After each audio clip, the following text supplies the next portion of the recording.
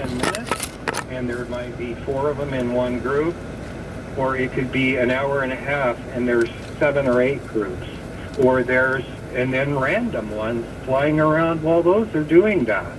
Now, how far are you from Area 51? I'm sorry to sound so anal, but I have to measure these things so I can tell people.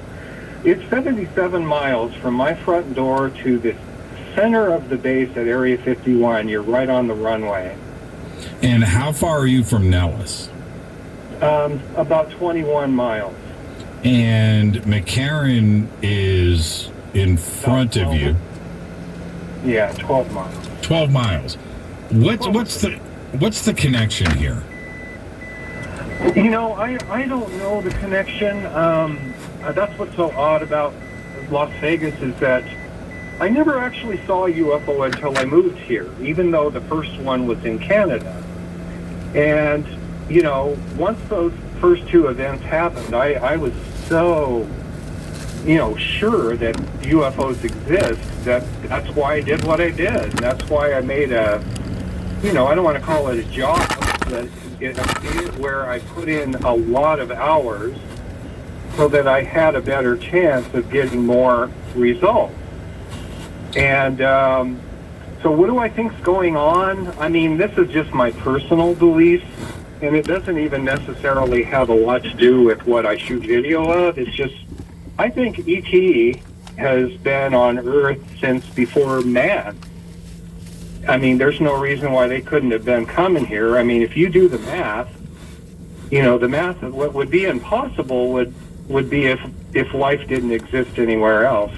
If it only existed here, we would all be like very, very special, you know. Do you think there's something of a conscious type of connection here that they may be communicating with you? I mean, it seems too much of a coincidence for this to be happening so close to your home so often.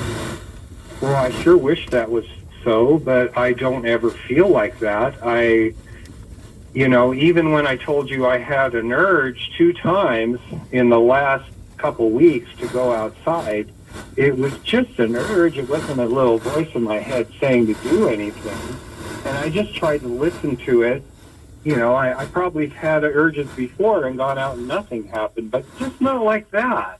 Yeah, and it just so happens that those 2 were huge events. Everyone, please hit the like and subscribe button. I've spent so many hours on them now, Jimmy, that there's nothing about either one of these events that is anything conventional or explainable.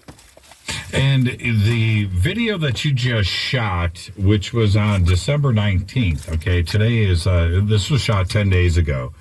Huge UFO shot over Las Vegas.